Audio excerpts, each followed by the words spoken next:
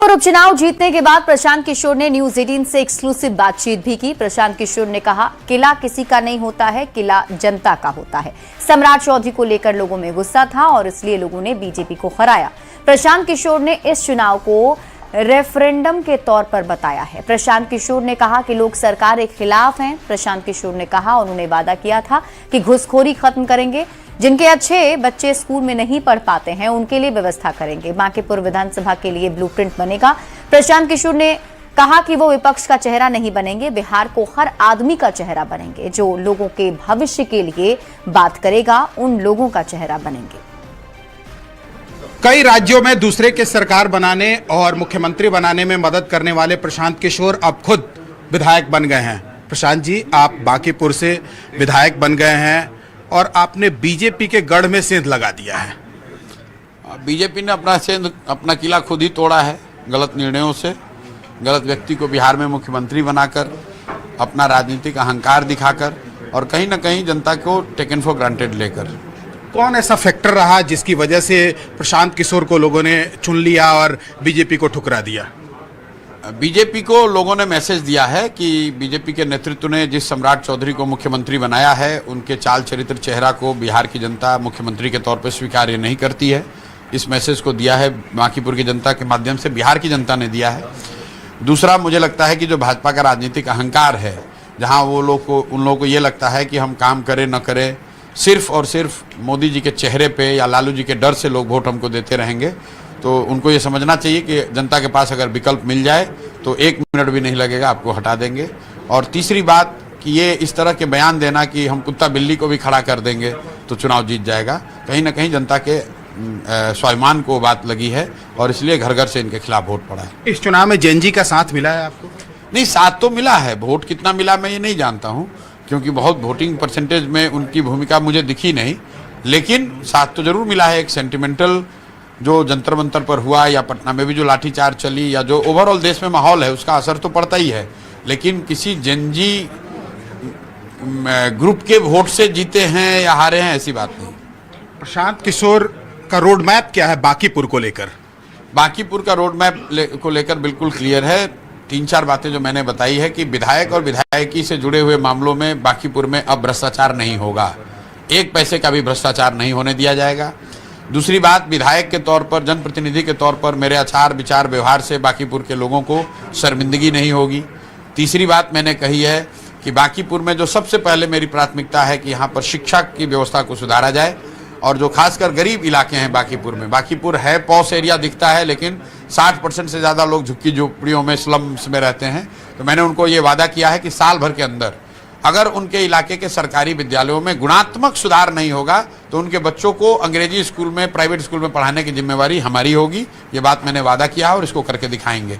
इसके साथ साथ मैंने एक और बात कही है कि बांकीपुर भी अन्य दुनिया के, देश के अन्य शहरों की तरह, बेंगलोर की तरह, हैदराबाद की तरह बेहतर कैसे बने, इसका एक ब्लूप्रिंट बनाकर जारी करेंगे ताकि आने वाले 5 साल 10 साल में सरकार उसका अगर चाहे तो उसका इस्तेमाल करके बांकीपुर को बेहतर बना दे। लेकिन एक वीडियो वायरल हो रहा है जिसमें ये आपका वीडियो दिखाया गया है, जिसमें ये कहा गया है, प्रशांत किशोर कह रहे हैं कि इसको हम बेंगलोर बना देंगे बांकीपुर को। वीडियो वायरल नहीं हुआ है, भाजपा वाले बौखलाहट में अब अंतिम चीज ये रह गई, अपना यही सब करेंगे। बैठकर चिंतन करनी चाहिए। दूसरे को पन्ना प्रमुख, पेज प्रमुख, शक्ति केंद्र का पाठ पढ़ाने वाले लोग, इनके गलियों में कोई नहीं था। जब सामने से मैं खड़ा हो गया, जनता के पास विकल्प हुआ तो इनका सारा ऑर्गेनाइजेशन धराशायी हो गया। हर गली मोहल्ले में सच्चाई ये है आज की तारीख में कि 4-5 भाजपा के गुंडे वही राजनीति को कंट्रोल करते हैं और उन मोहल्लों में चूंकि लालू जी के डर से लोग वोट दे देते थे भाजपा को, तो लगता था कि भाजपा बहुत मजबूत है। सच्चाई ये है कि जो इनका भी राजद की तरह इनके भी हर मोहल्ले में 4-5 गुंडे हैं जो कि भाजपा के विधायक के बिहाफ में वहाँ पर गुंडाई करते थे, बदमाशी करते थे और इसीलिए जनता ने उनको ठोक कर वोट दिया है और ये कुछ नहीं कर पाए। चुनाव के दौरान भी अगर इनकी गुंडाई नहीं होती, पुलिस प्रशासन का साथ नहीं होता तो भाजपा 15,000 वोट और ज़्यादा पोल होता और उस सारे वोट में भी हारते, बुरी तरीके से हारते। आपने चुनाव प्रचार के दौरान भी कहा था कि ये जो इलेक्शन है, बाई इलेक्शन, ये रेफरेंडम होगा आगे के चुनाव का, इसको किस तरह से देखा जाए? बिल्कुल रेफरेंडम है। सम्राट चौधरी मुख्यमंत्री बने हैं, बिहार में भाजपा का पहली बार मुख्यमंत्री बना और भाजपा के राष्ट्रीय अध्यक्ष के सीट पर, उस सीट पर जहां 30 वर्ष से भाजपा हारी नहीं है, वहां पर चुनाव हो रहा है। और वो चुनाव अगर भाजपा इतनी बुरी तरीके से हार जाए, सिर्फ चुनाव ना हारा है, हर बूथ हार जाए, तो निश्चित तौर पे ये रेफरेंडम है। ये दिखाता है कि जो सम्राट चौधरी का चेहरा है, जो उनकी नीतियां हैं, जो जिस तरह से सरकार चल रही है, उससे जनता कितनी खुश है। विपक्ष का चेहरा बनेंगे प्रशांत किशोर? हम बिहार के हर उस आदमी का चेहरा हैं जिसके साथ सरकार या व्यवस्था अन्याय कर रही है। हम विपक्ष और पक्ष का चेहरा बनने नहीं आए हैं। पक्ष के चेहरा जो हैं वो भाजपा के व्यक्ति हैं जो मुख्यमंत्री हैं, विपक्ष का चेहरा तेजस्वी यादव हैं। हम बिहार के समाज के चेहरा हैं, समाज के लड़के हैं, और बिहार में बेहतरी हो, पढ़ाई हो, रोजगार हो, पलायन हो, इसके अलावा दूसरा कोई बात नहीं करते। 2029 और 30 को लेकर प्रशांत किशोर के मन में क्या प्लानिंग है? कोई प्लानिंग नहीं। अभी इतनी प्लानिंग है कि थोड़ा थके हुए हैं, 1-2 दिन में स्वस्थ हो जाएं, फिर बाकीपुर के लिए अपना काम शुरू करें। और साथ साथ बिहार के हर उस व्यक्ति को ये विश्वास दिलाएं कि भाई आप भी खड़े हो सकते हो। आप अपने इलाके में 2 साल, 3 साल, 4 साल मेहनत करो, लोगों की आवाज़ बनो, लोगों की मदद बनो।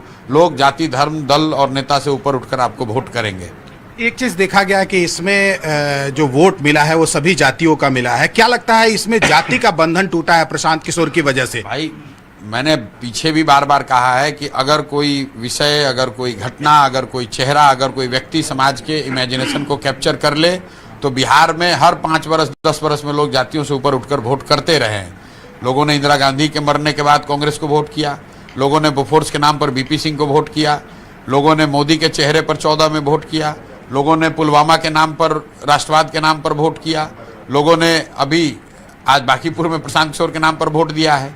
जब भी लोगों के पास ऐसा कोई विषय, कोई घटना, कोई व्यक्ति सामने दिखता है तो लोग जातियों से ऊपर उठकर वोट करते हैं। बांकीपुर ने उस बात को फिर से चरितार्थ किया है।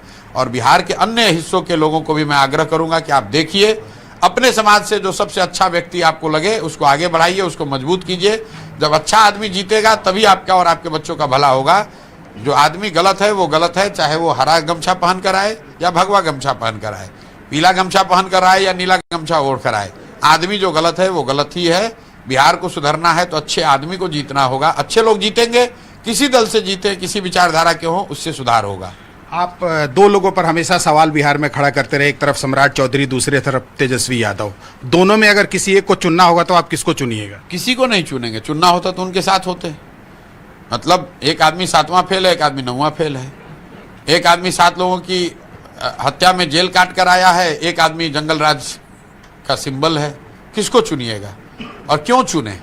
हमारी क्या मजबूरी है? हमको सत्ता में जाना मजबूरी तो है नहीं, हमको विधायक बनकर ठेका पट्टा तो कमाना नहीं है। हम क्यों चुने? हमारी मजबूरी नहीं है। लोग इसलिए इन लोगों को चुनते हैं कि उनको अपना राजनीतिक कैरियर बनाना होता है। हम यहाँ राजनीतिक कैरियर बनाने नहीं आए हैं। हम हारना हमको मंजूर है, हमको जनसुराज बंद करना मंजूर है, लेकिन समझौता नहीं करेंगे।